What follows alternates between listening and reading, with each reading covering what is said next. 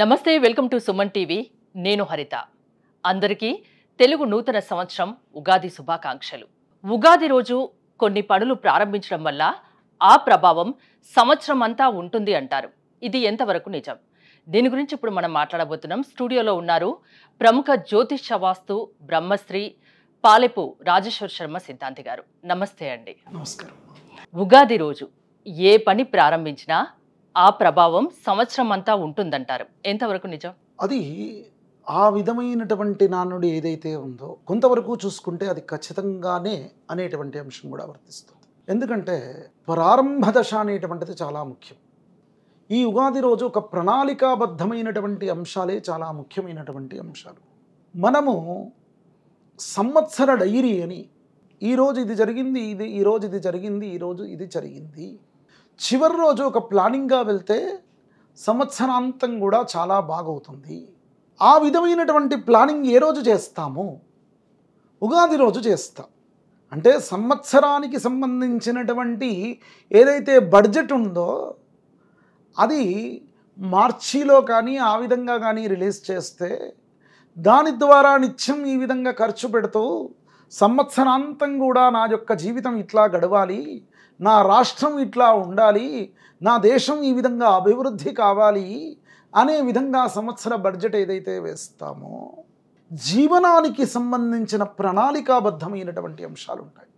ఆ ప్రణాళికాబద్ధమైనటువంటి అంశాల్లో రాబోయే మాసంలో ఈ విధంగా చెయ్యాలి, ఇంకొక రాబోయే మాసంలో వర్షాలు ఇట్లా పడుతూ ఉన్నాయి, ఈ విధమైన వర్షాలు వర్ష ఋతువులో పడితే వేసే పంటలు వేరు, వర్ష ఋతువు కంటే ముందుగా గ్రీష్మ ఋతువు వస్తుంది, గ్రీష్మ ఋతువులోనే తొరకలి జల్లులు పడితే పంటలు ఆ సంవత్సరం నీటి శాతం ఎక్కువగా ఉంటుంది కనుకనే అప్పుడు వేసే పంటలు వేరు, శీతల కాలంలో ఈ విధంగా ఉంటుంది, వేసవి కాలంలో ఇట్లా ఉంటుందని పంటల గురించి చర్చించుకునే అంశం.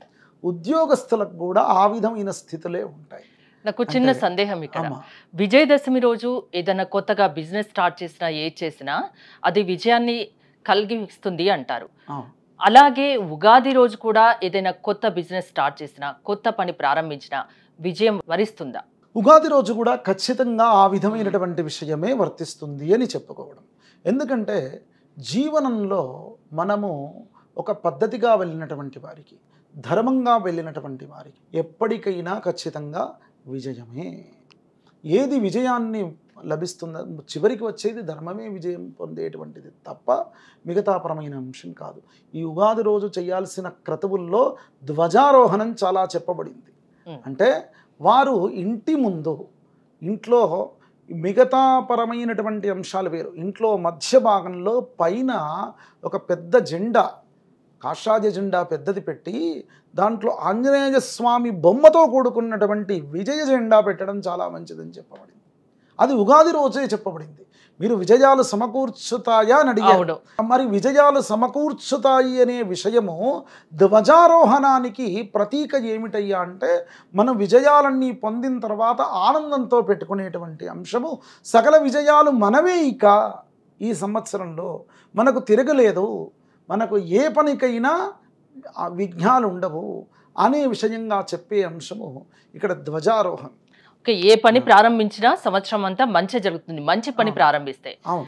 ఇంకా చేయకూడని పనులు ఏమైనా ఉన్నాయా? ఉగాది రోజు చేయకూడని పనులు?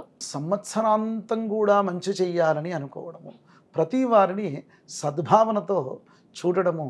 మొట్టమొదట ఒక వాహనం నడుపుతూ ఉన్న సందర్భంలో కూడా ఏమవుతుంది అని అంటే మనము వెళ్ళి ఎదుటివానికి కొట్టినా మనం ఏమనుకుంటాం, వాడినే తిడతాం.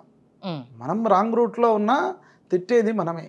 కనుక మనం ఇక్కడ చూసుకోవలసిన అంశం ఏమిటి అంటే నేను పూర్వ సంవత్సరం ఏ విధమైన తప్పులు చేశాను, ఇక ఈ తప్పులు ఈ సంవత్సరం చెయ్యకూడదు, నా జీవితాన్ని చక్కగా మలుచుకోవాలి అనే విధానంగా భగవంతునికి మాట ఇవ్వాలి. ఎవరికి వాళ్ళు మైండ్ సెట్ చేసుకోవాలి. ఖచ్చితంగా భగవంతునికి మాట ఇవ్వాలి. ఆ విధమైనటువంటి విధానాన్ని ఆ రోజు నుంచి ఇంప్లిమెంట్ చేయాలి. బాగా చెప్పారు. అంటే ఊరికే మాట ఇవ్వడమే కాదు, బాగుంటాను అనేటువంటి విషయంగా భగవంతునికి మాట ఇవ్వడం కాదు. ఈ రోజు నుంచి ఎప్పటి నుంచి అయ్యా ఇంప్లిమెంట్ చేసేటువంటిది? ఉగాది నుంచి ఇంప్లిమెంట్ చేయాలి. ఉగాది రోజు చేసే పనికి, మంచి పనికి సంవత్సరాంతం మంచి అవుతుందా కాదా? ఆ రోజు నుంచి ప్రారంభం చేశాం కదా, కనుక ప్రారంభం మాత్రమే ఇక్కడ. ప్రణాళికకు ప్రారంభము చివరి సంవత్సరాంతం వరకు కూడా ఆ విధమైన ప్రణాళికాబద్ధంగా ఉండడానికి దేవతారాధన చేయడము, దేవునికి మాట ఇవ్వడము, చెడు పనులు చేయకుండా ఉండడము, ఆ విధమైనటువంటి ప్రారంభం మంచి కానీ చెడులు వదిలేయడం కానీ, మంచి ప్రారంభానికి చెడులు వదిలేయడానికి ఇదే ఒక ప్రతీకమైనటువంటి ఆరంభమైనటువంటి అంశం. ఇంకొకటి అంటారు, అంటే ఉగాది రోజు కొన్ని దానాలు చేయడం వల్ల శుభ ఫలితాలు అందుకుంటారు అని, నిజమేనా ఇది? అవునండి. ముఖ్యంగా ఇప్పుడు వసంత ఋతువు, తాపం అనేటువంటిది భూతాపం పెరుగుతూ ఉంటుంది. తర్వాత గ్రీష్మ ఋతువులో ఇంకా కూడా తాపం ఎక్కుతుంది. కనుక వేసవి కాలంలో ఉన్నటువంటి ఇబ్బందులు పోవడానికి మొట్టమొదటి దానం ఏం చెయ్యాలి అంటే ప్రపాదానం అని చెప్పబడింది. ప్రపాదానం అంటే నీటి కడువను దానం ఇవ్వడం, లేదంటే దారిలో ఉన్న బాటసారులకు నీళ్లు పోయడము, ఇంట్లో వచ్చినటువంటి అతిథికి కూడా మొట్టమొదట మనము నీళ్ళు ఇవ్వడం కానీ, ఇట్లాంటి నీటి దానమే అత్యంత శ్రేష్టము. నీళ్ళల్లో సకల దేవతలు ఉంటారు. ఆపో వై సర్వా దేవతా అని వేదంలో చెప్పబడినటువంటి అంశం.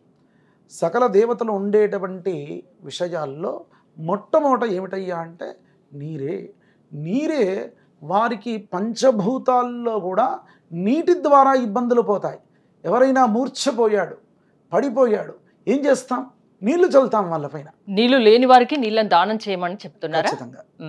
అది పక్షులైనా మనుషులైనా ఇంటి పైన కూడా ఖచ్చితంగా ఒక పల్లెల్లో నీళ్లు పెట్టేసి, ఒక కూజలో దాన్ని నీళ్లు పెట్టి పక్షులకు పెట్టాలి. కిమిక్రీటకాలకు ఇంట్లో పైకెక్కలేనటువంటి క్రిమికీటాలు కొన్ని లోపడనే ఉంటాయి, ఇంట్లో లోపడ మూలకు కూడా పెట్టడం మంచిది.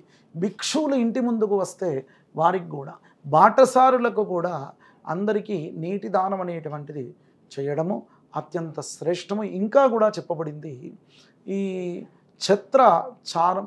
ఛత్రాలు కూడా, చామరలు కూడా దానం ఇవ్వాలి. వేసవి తాపాన్ని పోవడానికి గొడుగు పట్టుకొని వస్తాం, ఆ గొడుగు కూడా దానం ఇవ్వడం మంచిది అని. గొడుగు, చామరం అంటే వ్యసనకర్ర, చెప్పులు కూడా దానం ఇవ్వాలి.